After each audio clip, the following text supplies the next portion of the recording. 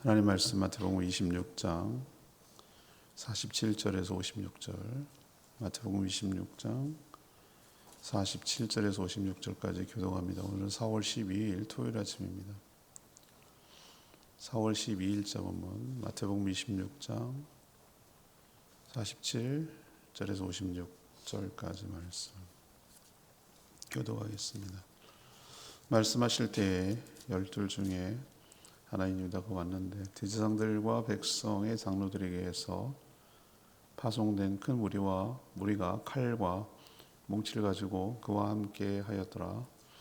예수를 파는 자가 그들에게 군호를 짜 이르되 내가 입맞추는 자가 그이니 그를 잡으라 한지라. 곧 예수께 나와 라삐여 안녕하시옵니까 하고 입을 맞추니 예수께서 이르시되 친구여 내가 무엇을 하려고 왔는지 행하라. 이에 그들이 나와 예수께 손을 대어 잡는지. 예수와 함께 있던 자 중에 하나가 손을 펴 칼을 빼어 대제사장의 종을 쳐 그 귀를 떨어뜨리니 예수께서 이르시되 내 칼을 도로 칼집에 꽂으라. 칼을 가지는 자는 다 칼로 망하느니 너는 내가 내 아버지께 구하여 지금 12군단 더 되는 천사를 보내시게 할 수 없는 줄로 아느냐. 내가 만일 그렇게 하면 이런 일이 있으리라 한 성경이 어떻게 이루어지겠느냐 하시더라. 그때 예수께서 우리에게 말씀하시되 너희가 강도를 잡는 것 같이 칼과 뭉치를 가지고 나를 잡으러 나왔느냐. 내가 날마다 성전에 앉아 가르쳤을 때 너희가 나를 잡지 아니하였도다. 그러나 이렇게 된 것은 다 선지자들의 글을 이루함이니라 하시더라. 이에 제자들이 다 예수를 버리고 도망하니라. 아멘.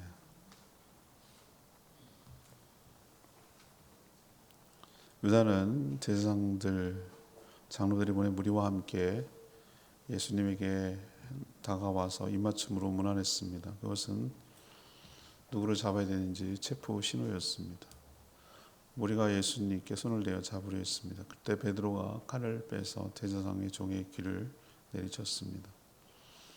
예수님 오히려 베드로를 책망하며 하나님의 뜻을 방해했다고 하셨습니다.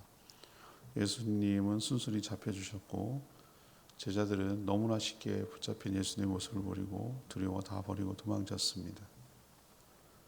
오늘 질문은 시험에 든 모습은 어떻게 나타납니까? 시험에 든 모습은 어떻게 나타납니까? 이것이 오늘 질문이 되겠습니다. 먼저 47절에서 50절까지 말씀인데요. 가증스러운 입맞춤으로 스승을 배신하였습니다. 가증스러운 입맞춤으로 스승을 배신하였습니다. 어제 묵상한 내용이죠. 예수님은 겟세마네 기도를 할 때 제자들에게 시험에 들지 않도록 깨어 있으라 라고 말씀하셨습니다. 본을 위해서 중보 기도하고 같이 있기를 원하는 것도 있지만 사실은 기도하라는 이유가 제자들 때문이었습니다. 제자들이 깨어서 기도하지 않으면 시험에 들기 때문에 깨어서 기도하라고 한 것이거든요. 오늘 내용이 무엇입니까? 깨어서 기도하지 않고 잤을 때 어떤 일이 벌어지는지에 대해서 잘 보여주고 있습니다. 이제 시험에 든 모습이 하나씩 드러나기 시작합니다. 가장 먼저 스승을 팔아넘긴 유다입니다. 6월절 만찬에서 주님은 이미 다 모든 것을 아시고 지목까지 했어요. 너라고 지목까지 함으로써 다 알고 있으니 마지막 회개할 기회를 주었어요. 그런데 그는 끝내 나가서 은 30을 받은 약속대로 스승을 팔아 넘기는 일을 저질렀습니다. 그는 예수님과 동행하면서 예루살렘에 오면 또 제자들과 함께 있으면 지금 어디쯤에서 누구와 함께 있다는 사실을 잘 알았을 거예요. 그때 조명도 없는데 감람산 이 산이 큰데 어디서 찾을 거냐고요. 그런데 겟세마네라는 곳을 알고 있었어요. 전에도 갔었으니까. 지금 뭐 하고 있을지도 다 알고 있는 거예요. 사실은 그런 것 때문에 대제사장들과 장로들은 돈을 준 거고요. 또 그때 몽따주가 있는 것도 아니고 무슨 현사범이 있는 것도 아니고 누구를 잡아야 될지 어떻게 손을 댈지 누가 알겠어요. 저 사람이다라고 딱 정확하게 지목을 해줘야 경계심을 풀고 접근할 수 있도록 해줘야 잡을 수 있었기 때문에 그런 값으로 은삼십을 준 것인 거죠. 이 모든 정보를 대장이 알렸고 군병들과 함께 잡으러 올 수 있도록 무장을 하고 올 수 있도록 이런 모든 것들을 해준 자가 유다죠. 무장한 무리를 보내서 예수님을 체포하는데 누군지 모르는 상황에서 제자인 유다가 입맞추는 자, 입맞춤을 하는 자를 체포하라고 사전에 약속을 했어요. 이게 군호라고 표현했어요. 우리도 군사적인 용어죠. 눈짓으로 뭐 암고 같은 거 이렇게 얘기하고 전방에 가서는 그렇게 얘기하는데 암고가 매일 바뀌거든요. 그래야 적을 알 수가 있기 때문에. 그날 경계 근무를 들어가면 오늘 암고는 뭐라고 알려줘요. 뭐 그거를 대야 돼요. 그거를 상대방이 안 하면 이거는 이상한 거잖아요. 오늘 알려줬는데 오늘 모른다? 그건 우리 편이 아닌 거잖아요.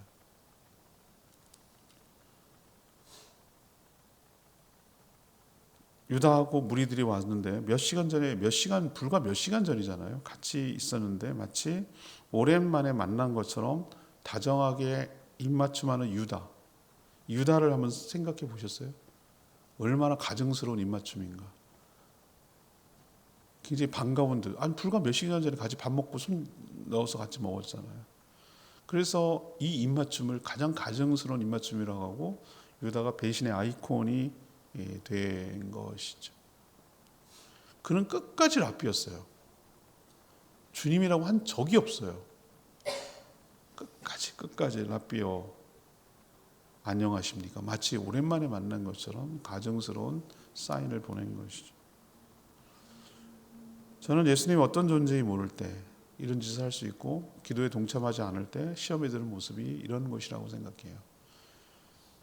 배신하고 팔아넘기고 이용하고 이것이 바로 시험에 든 가장 전형적인 모습이 유다를 통해서 드러난다고 보는 것이죠. 두 번째 51절에서 54절까지 말씀 시험에 든 두 번째 모습입니다. 칼춤으로 오히려 주의 일을 방해한 것이죠. 시험에 들지 않도록 깨어 기도하라는 주님의 책망을 직접 들었지만 잠들고 말았던 자가 모든 제자들도 다 그렇지만 베드로였습니다. 그는 결코 스승인 예수 그리스도를 배신하거나 버리지 않겠다. 그렇게 장담했지만 대신 앞장서서 주님의 일을 방해했어요. 성경이 이루어지는 것을 방해했어요. 예수님은 오늘 마지막 체포 순간까지도 끝까지 계속 얘기하시는 얘기가 있어요. 일관성 있게. 그렇게 하면 어떻게 성경이 이루어지겠느냐. 지금 이렇게 모두 된 것은 선지자의 글을 이루려고 함이라. 끝까지 하나님의 뜻에 맞추려고. 이게 기도 어저께 묵상한 내용이고 내일 주일 설교 내용이기도 한데 철저하게 주님의 뜻에 순종하기 위해서 움직여 나가고 있거든요. 근데 기도하지 않으면 하나님 뜻을 알지 못하고 자기식으로 일을 저질러서 오히려 자기 딴에는 하나님을 위하고 주님을 위하는 거라고 말하고 있는데 그런 의도로 얘기를 하고 그런 행동으로 동기로 했지만 오히려 그것이 이를 그르치고 이를 방해하는 경우가 있거든요. 이 차이예요, 이 차이. 저는 베드로의 순진함과 순전함? 뭐라 그럴까? 그 마음은 알아요. 충성스럽고 주님을 위하려는 그 마음을 왜 모르겠어요. 어떻게든지 주님을 보호하고 싶고 지켜주고 싶은 그 베드로의 그 순수한 마음을 왜 모르겠냐고요. 전 충분히 이해가 돼요. 그런데 오히려 지금 그렇게 하는 것이 주의 뜻을 하나님의 뜻을 막아서는 일인 것을 그는 기도하지 않았기 때문에 모르는 거죠.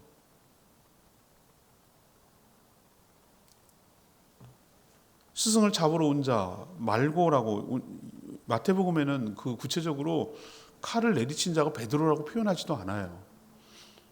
다른 복음서랑 종합을 해보면 이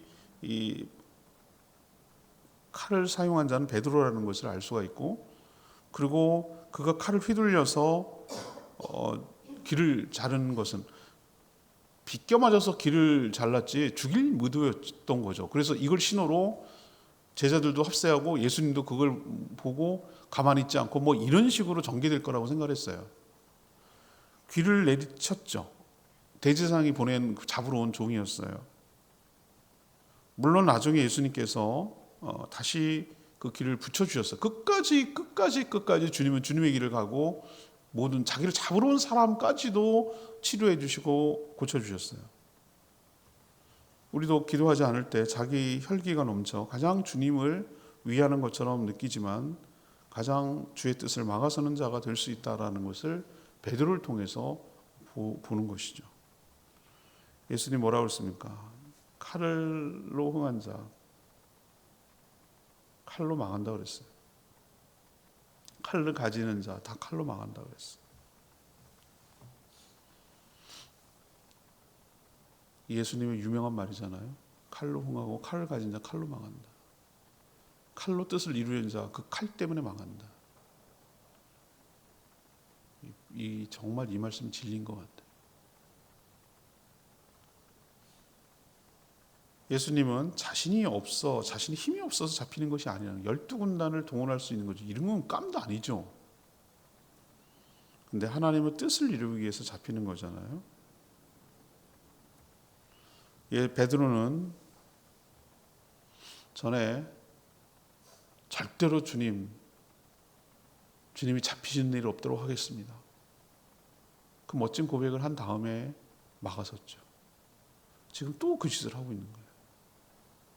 예수님 그때도 뭐라고 그랬죠? 사탄아 물러가라. 네가 하나님의 뜻을 막고 방해하는 거라고 그랬어요. 책망하셨어요. 우리도 베드로처럼 될 수 있는 가능성이 매우 큰 사람들이에요. 가만 보면 가장 마귀 짓을 하고 있으면서도 가장 주를 위해서 일하는 것처럼 착각하고 열심을 내는 사람들이 제 주변에 참 많이 있습니다. 순진한 건지 바본지 알면서도 저렇게 사악한 건지 난 그건 잘 모르겠어요. 그런데 그 사람만 보고 있으면은 가장 하나님을 위하고 가장 조국 교회를 위하고 가장 주님을 위해서 일하는 것처럼 보여요. 겉으로만 보면은. 근데 안타깝게도 베드로처럼 가장 주의 일을 방해하고 망가뜨리고 막아서고 망치려고 작정한 사람처럼 보이는 건 또 뭐죠? 왜 그럴까? 기도하지 않았어. 시험에 들기 때문에. 하나님의 뜻을 모르니, 성경을 모르니. 오늘 54절에 의미심장한 말 예수님이 하잖아요. 내가 만일 그렇게 하면 이런 일이 있으리라 한 성경이 어떻게 이루어지겠느냐.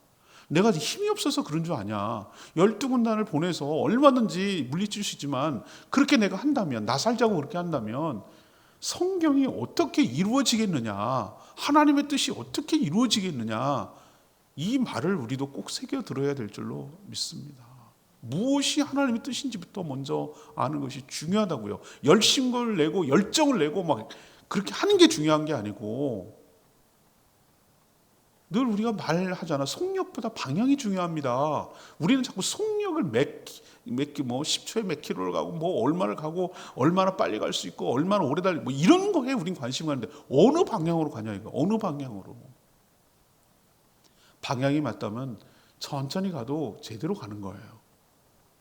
속도보다 속력보다 더 중요한 것이 방향이에요. 우리도 바른 길을 찾아서 주의 뜻을 이루며 성경을 응하게 하려고 하나님의 뜻을 이루는데 열심을 내야지, 그것 없이 칼춤을 추는, 시험에 들어서 칼춤을 추는 베드로꼴 되지 않도록 삼가 조심하며 살아가는 저희 모두가 되기를 원합니다. 세 번째 얘기는 55, 56절인데요. 호언장담했으나 다 버리고 도망갔어요. 호언장담했으나 다 버리고 도망갔어요. 예수님은 이미 겟세마네 동산에 가시면서 무슨 말을 하셨죠? 오늘 밤 너희들 제자들이 자신을 다 버리고 도망칠 것이다. 어제 묵상한 내용이죠. 그리고 그것조차도 스가랴 선지자 13장 7절에 나옵니다. 목자를 치니 양이 흩어질 것이다. 이 말씀을 인용하셨어요. 예수님의 그렇지. 모든 지혜와 진리의 말씀은 예수님으로부터 나온 거예요.